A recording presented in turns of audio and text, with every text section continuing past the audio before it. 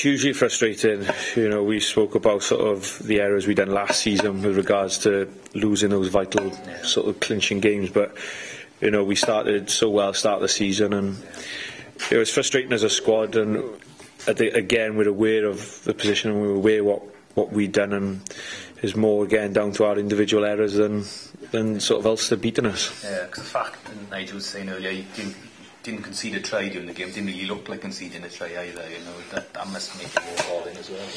Yeah, we worked hard all week with Simon.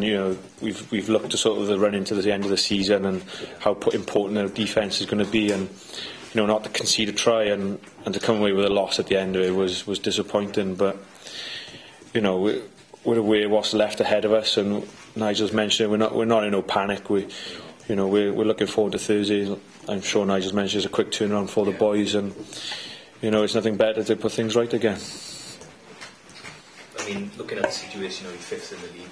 The top four is almost the top four that people would have expected would have been at the start of the season. Does that make it a little bit tougher now that the big guns almost are all there? People can say that's what's expected, but we knew as a squad what we can achieve through the year, and to lose sort of two key games, we're learning as a squad, and these important games, this is where the difference is in the top four, where they will grind these wins out. But we're looking at the results, and we're hoping to put things right, and we're looking forward to that Thursday game. Yeah, I suppose things can change very quickly as well. And it's shown in the last 2 weeks that things have changed, and 7 games to go, as you said. Yeah, it's still a lot of points out there, and we've got a good run in towards the season with some home fixtures, and it has been disappointing, but we're all keen, and there's no panic, and we're just looking forward. There's only a small amount of points amongst those top ones as well, and now having playoffs, it just gives something to the season as well, doesn't it, to have that kind of competition right. Yeah, this is the good thing about the Magners League. There is no out and out sort of winners at the moment. You've got to be performing week in, week out, and you've got to be deserving to be in that top four. And I think we've learned a little hard lesson, sort of, so to speak, out in Connacht and especially Ulster at home. So that's a good thing about Magners. There's a lot of points, like I said, there's a lot of points to play for, and we're aware of the situation and what we can achieve. That hamstring injury couldn't have come at a worse time. Yeah, it was frustrating. I'll be honest. It was hugely disappointing. It was one of those things that I'm more than happy to be back on the field, to be honest, because the initial thought was my season was over. So although it was a disappointing time, it was a quick turnaround for myself, and but like you said, it was disappointing. Because you had a good run of games before that. Yeah, I was enjoying the rugby, and it was nothing better than be playing week in, week out. It's the first time it's happened to me since I've been at the Scarlets. Like, you only got to look at the competition. You'd always got to be on your toes, and like you said, once you get that little injury, things can start sort of creeping out to your favour. But I was just happy to get back on the field as early as I did, and we look forward to the rest of the season. Was it a tear? Yeah, the initial thought it was off the bone, sort of Regan King injury. Yeah. So we had another scan which showed that it was just a bad tear. Right.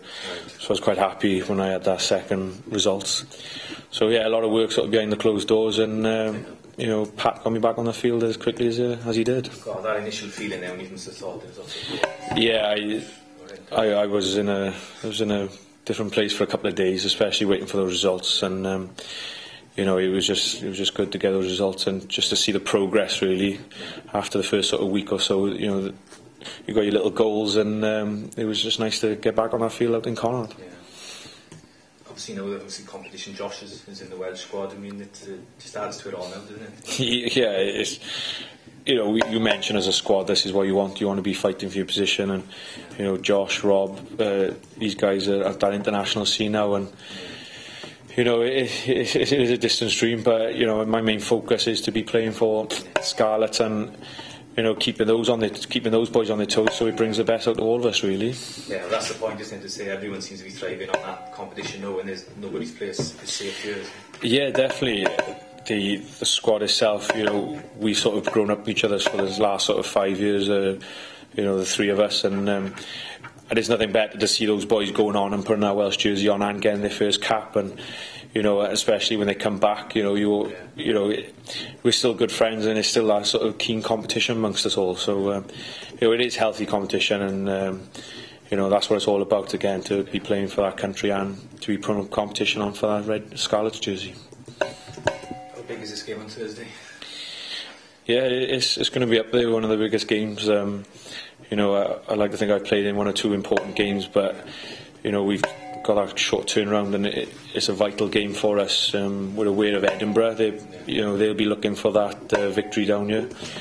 So, like I said, there's a lot of points to play for. So we'll be playing, and we will be looking for that win. Yeah, on the face of it, obviously they just lost their courts. They've lost a few games on the bounce. They're struggling towards the bottom, but I suppose from Edinburgh in previous years they can be a real threat as well. Yeah, they're a great side. You've got Blair, who likes to attack the line. He'll get the line, the back line going forward. So it's up to us, really. Again, we're not panicking. It's going to be down to us at the end of the day on Thursday for us to show up and put a performance in. And like I mentioned earlier, you can't afford to relax in this league and these games. You've got to be picking off, especially at home. We need a W come Thursday night. Yeah, and I suppose you take confidence from that one at Murrayfield as well when you sort of did a job in them up front. Yeah, the boys did a fantastic job up there. Edinburgh is a difficult place. There's some difficult away fixtures in this Magners League, and to come away with a victory up there is only going to boost the boys' confidence. And we were frustrated about the weekend, and it's just one of those things. We want to get back on that field now and prove our critics that we did slip up and we did put things wrong, and it's down to us at the end of the day.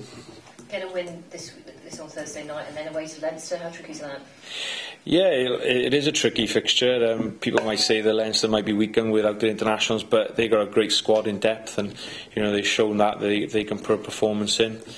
They were unlucky on the weekend against the Ospreys, so they know they got points to grab, so they'll be looking at us. And it's a great place to go. The RDS Stadium is a great fixture. They always have a great support, and it's nothing better as individuals to be going up there and looking for these W, and especially with the last sort of 6 games, it spices everything up for this remainder of the Magners League.